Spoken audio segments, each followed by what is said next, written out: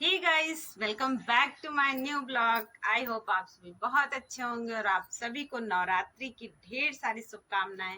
और जैसा कि कल के ब्लॉग में मैंने आपको बताया था कि नवरात्रि पे हम आ रहे हैं अपने जो हमने घर लिया है गांव में, तो ये हमारा घर है। तो 9 दिन हस्बैंड मेरे यहीं रहेंगे। नवरात्रि का व्रत रखते हैं, पूरे 9 दिन कलश अखंड दीप सब जलता है हमारे यहाँ। तो वो पूरे 9 दिन यहाँ रहेंगे। और आज कलश स्थापना है, तो मैं सुबह ही आई थी, साथ में कलश वगैरह सब करके मैं तो चली जाऊंगी क्योंकि बच्चों का चल रहा है पेपर और बच्चे तो आ नहीं सकते। मोर बोला। यही यही यहाँ की खासियत है गाइस, कि मतलब आनंद ही आ जाता है हर चीज। तो मुझे तो निकलना पड़ेगा, लेकिन हाँ ये रहेंगे यहाँ पूरे 9 दिन। और आज मैंने पहनी है साड़ी, तो आप लोग देख सकते हो। और यहाँ चारों तरफ मेरे पेड़ पौधे, हरियाली, तुलसी, बहुत कुछ लगा हुआ है। तो बस अभी पूजा आरती हो गई है, कलश स्थापना भी हो गई, अखंड दीप जल गया और मैंने आपको दिखाया वीडियो में, सब कुछ हो चुका है। और एक मतलब नवरात्र शुरू होते ही एक अलग सा एनर्जी आ जाता है। मतलब इतना चारों तरफ गाने बजते हैं, देवी गीत। और ये जो सीजन का नवरात्र होता है, जो चैत्र की नवरात्रि होती है, चैत्र नहीं, चैत्र नहीं है, क्या है, सावन, चैत्र, आषाढ़ है। आषाढ़, आषाढ़ की जो नवरात्रि होती है, इसमें बहुत ही धूमधाम से नवरात्रि मनाई जाती है। पंडाल सजाए जाते हैं। तो अभी चारों तरफ पंडाल भी सजाया जा रहा है, हर चौराहे हर मार्केट में होता है। तो आप सबने मेरी माता रानी के दर्शन किए। आप सबको माता रानी खूब सारा आशीर्वाद दें। और यहाँ मैं उनके फलाहार की भी सारी व्यवस्था मैंने कर दी है, सब साफ सफाई करके सब कुछ सेट कर दिया है। तो इधर देखिए, ये है कुछ लोग, ये आगे ही एक मतलब ऐसे चद्दर टाइप का छाया हुआ है। और मेरे पीछे है 2 वॉशरूम, लैट्रिन और बाथरूम। क्योंकि यहाँ कोई रहता नहीं गाइस, पहली बात तो बिल्कुल भी मेंटेन नहीं है कुछ भी। बस हाँ, घर है, एक रूम ये है जो पहला रूम है। फिर एंटर करते ही आ जाता है दूसरा रूम जो कि है किचन। यहाँ है हमारा किचन। मतलब ये पूरा रूम है, कोई किचन नहीं है, लेकिन हमने इसको किचन बना दिया है। तो ये है किचन, पेंट वगैरह सब छूटे हुए हैं तो उसको तो इग्नोर करिएगा सब। फिर उसी रूम से अटैच है ये दूसरा रूम। तो ये मैंने बनाया अपना बेडरूम। यहाँ है मेरे शादी वाला बेड, ये है मेरी शादी का बेड, आप देखो। और इधर है मेरी ड्रेसिंग टेबल। यहाँ से निकलते ही ये है नेक्स्ट रूम। यहाँ पे कुछ सोफे वगैरह रखे हैं। ये मेरी एसी है जो कि अभी लगी नहीं है, जो मेरे शॉप से निकल के आई थी। और यहाँ सजाया मैंने माता रानी का दरबार, जो कि अभी मैंने आपको दिखाया वीडियो में। आगे आप देखिएगा इसको, बहुत कल ही हमने इसको सब सजा वजा दिया था। और बस ये हैं 4 कमरे। अच्छा, एक एंट्री उधर से है और एक एंट्री इधर से भी है। अब मैं आपको बैक कमरे से दिखाती हूँ। ये गाइस, जय माता रानी की। आप सभी को नवरात्रि की ढेर सारी शुभकामनाएं। और यहाँ देखिए मेरे माता रानी का दरबार सज गया है। और आप सब बताइएगा कैसे लग रहा है। ये मेरे अपने घर में मैंने माता रानी का दरबार सजाया है। और अभी कलश स्थापना हो गई। आप सभी को नवरात्रि की ढेर सारी शुभकामनाएं।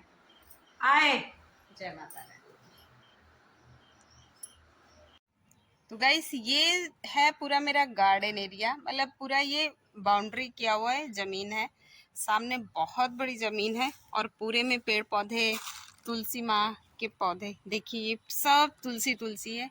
तो एक एंट्री उधर से है और एक एंट्री इधर से भी है। बस ऐसे लंबा लंबा बना हुआ है, बिल्कुल उस स्कूल वाले डिज़ाइन में। और यहाँ है देखिए अपराजिता का फूल, जो माता रानी को बहुत पसंद है और यहाँ बहुत सारी है, ये देखिए। और ये सामने अमरूद का पेड़ है, 2 पेड़ हैं उधर। केला भी है। और यहाँ देखिए तितली उड़ रही है, आपको पता नहीं नज़र आ रहा है कि नहीं, लेकिन यहाँ तितलियाँ बहुत सारी हैं। और वहाँ दूर है गुड़हल का फूल है, उधर पेड़ है गुड़हल का। तो घर में ही सारे फूल अवेलेबल हैं, कुछ भी हमें दूर से लाने की ज़रूरत नहीं है। अब आप बताइएगा कि यहाँ दरबार माता रानी का सजाने से आपको अच्छा लगा या नहीं, कमेंट में ज़रूर बताइएगा।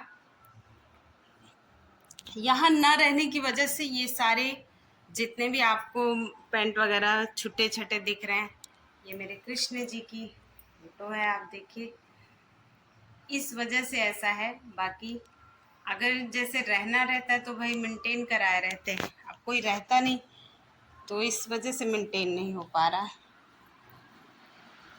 इधर है बेड वगैरह, एक बड़ा बक्सा है यहाँ पे जिसमें मैं सारे ठंड वाले कपड़े भर के रखती हूँ। और ये है मेरे किचन का सेल्फ जो अभी मुझे साफ करना है। सारे सामान लेके आई हूँ इनके व्रत वाले, जो भी इनको खाना पीना है अपना व्रत में। तो यहाँ ये मैंने लाइट जला दी, तो ये है सारा सेटअप करना है। और ये पीछे मैंने, जब हम यहाँ कोविड में थे तो ये मैंने वॉलपेपर चिपकाया था और ये बहुत ही सुंदर लगता है देखने में। उधर देखिए एयर फ्रायर रखा है यहाँ पे, मैं रूम पे नहीं ले जाती हूँ क्योंकि बहुत इलेक्ट्रिक बिल वैसे आते हैं। ये सारी चीज़ें मैं रूम से उठा के लाई हूँ, डब्बे जो खाली वाली रहते हैं ना, ला के सारा सामान मैं यही रख देती हूँ। मेरे पास वहाँ जितना एक्स्ट्रा सामान होते जाता है मैं ये सब उठा उठा के यहाँ रखते रहती हूँ, कुछ भी वहाँ स्टोर नहीं करती। ये वाला जूसर आप देख सकते होंगे जो हाथ से फेरने वाला है। तो अब गाइस मैं फटाफट, अब मुझे फटाफट इनका सारा सेटअप करके निकलना भी है 10:30 बजे, क्योंकि देवक की छुट्टी हो जाएगी 11 बजे, तो उनको लेना है स्कूल से मुझे। तो मिलते हैं आपको शहर में, बाय। देखो यार गाइस कितना जाम लगा है, आगे भी पीछे भी पूरी लाइन लगी है, आगे देखो पता नहीं क्यों। तो ये गाइस मैं आ गई अब शहर में, मतलब अपने रूम पे। तरु के पापा का पूरा मैंने वहाँ इंतज़ाम कर दिया है और सब कलश स्थापना हो गया, अखंड दीप जल गया, पूजा पाठ सब शुरू हो गया। और सारी उनकी व्रत के एक एक सामान, एक तो इतना जितना इंसान खाना खाने में नहीं व्यवस्थित होता है, उससे ज़्यादा व्रत के लिए व्यवस्था करना पड़ता है। वो भी 9 दिन का व्रत है तो और ही ज़्यादा टिटिम्मा बनाना पड़ता है। तो वो सारा कल, मतलब रात में तो मुझे बिल्कुल फीवर ही चढ़ गया और इतना तेज पैर में मेरे फटनी चढ़ती है, पता नहीं आप लोग जानते हैं कि नहीं जानते हैं। बहुत, एक पैर दर्द होता है, एक पैर, और इतना ज़्यादा दर्द होगा ना कि आप बर्दाश्त नहीं कर पाएंगे, बिना दवाई खाए दर्द जाता ही नहीं है। तो बस अब वो अपना वहाँ है, मैं यहाँ हूँ बच्चों के साथ में। शाम को फ़ोन किए थे, बोले यार मन नहीं लग रहा है बिल्कुल। क्या भाई आपकी चॉइस है, आप ही तो बार बार बोल रहे थे कि नहीं मैं अकेले रहूँगा, मैं साधना करूँगा। तो करिए साधना, मैं क्या ही करूँ। कभी कभी इंसान को उसके मन की कर देनी चाहिए। बहुत, मैं चाहती तो ना भी चाहते, ऐसा नहीं है कि नहीं चाहती, मतलब मेरे कहने पे मानते नहीं, लेकिन मुझे तो ये पूजा पाठ की चीज़ें हैं, अगर उनकी इच्छा है अपने घर पे करने की तो बिल्कुल करें। मैं भी उसमें सपोर्ट कर दी कि चलो ठीक है, आप अगर आगे बढ़ रहे हो तो मैं भी पीछे नहीं हट रही हूँ। मैं भी सारा इंतज़ाम, क्योंकि वहाँ कोई रहता नहीं है, इस वजह से मतलब इंतज़ाम में ज़्यादा मेहनत है। हर एक चीज़, चाकू छुरी से लेके प्लेट थाली, ये सारे बर्तन तो मेरे ऑलरेडी वहाँ एक्स्ट्रा सब रहते ही हैं, कुकर कढ़ाई थाली कटोरा कटोरी जो भी है सब कुछ रहता है XYZ। यहाँ तक कि मैं हाफ सिलेंडर गैस भी भरा हुआ रखा रहता है वहाँ पे, गैस चूल्हा है, इंडक्शन है, सब कुछ है XYZ। बस जो चीज़ें खराब होती हैं जैसे हल्दी मसाले वगैरह, खाने पीने की चीज़ें ही वहाँ ले जाके रखनी पड़ती है।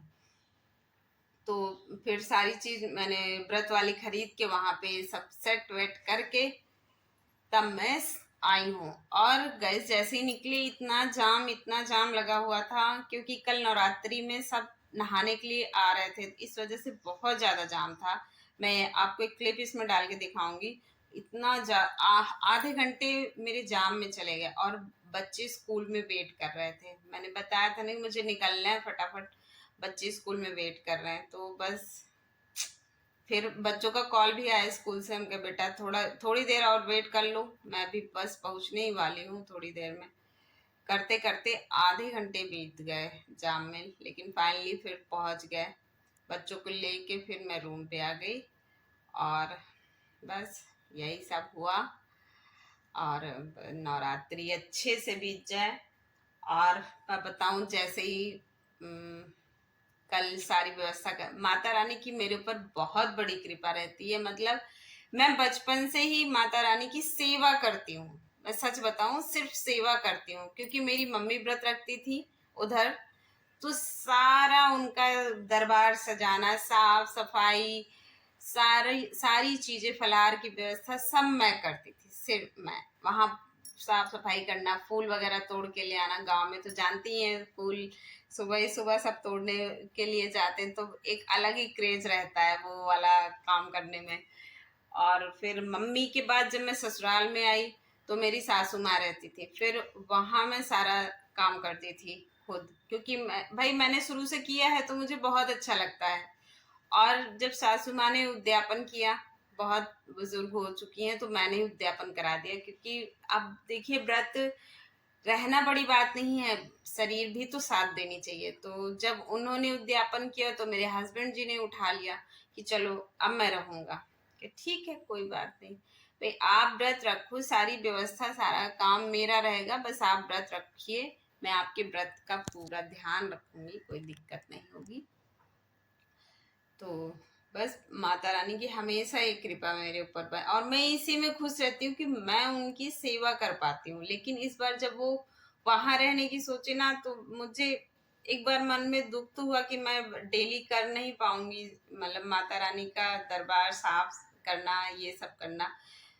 लेकिन फिर भी मुझे था चलो इस बार ये अपने मन का कर लें। और गैस जैसे मैं वहां से सब कुछ करके आई ना, शाम को मेरा मतलब पूजा करने लायक भी नहीं मैं रही। तो वो भी मुझे चलो एक तरह से रिलीफ मिला कि हाँ, वो अपना अकेले कर लेंगे, और मैं अब इतने दिन में कर नहीं सकती, तो कोई दिक्कत नहीं है, हो हो जाएगा। और अब खुशी इस बात की है कि हाँ, कन्या खिलाते तक में मैं बिल्कुल साफ बाल बाल धुलूंगी, और मेरा करवा चौथ भी एकदम अच्छे से हो जाएगा। तो ये सारी बातें थी। फिर और आते समय इतना ज़्यादा थक गए थे गाइस, जाम में फंसने की वजह से।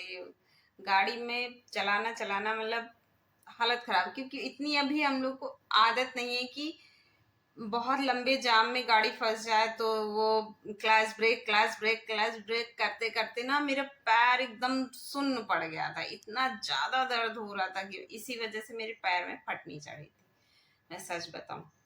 और फिर आके बस सो गए थे और कुछ भी नहीं किया। तो बस आप सब मेरे माता रानी के दरबार को देख के कमेंट जरूर करिएगा कि कैसे लगा। और आई होप आप सब को भी माता रानी की खूब सारी कृपा हो। और आपको ये ब्लॉग कैसा लगा कमेंट में जरूर बताइएगा। तो आज का ब्लॉग हम यहीं करते हैं। Bye bye, thank you.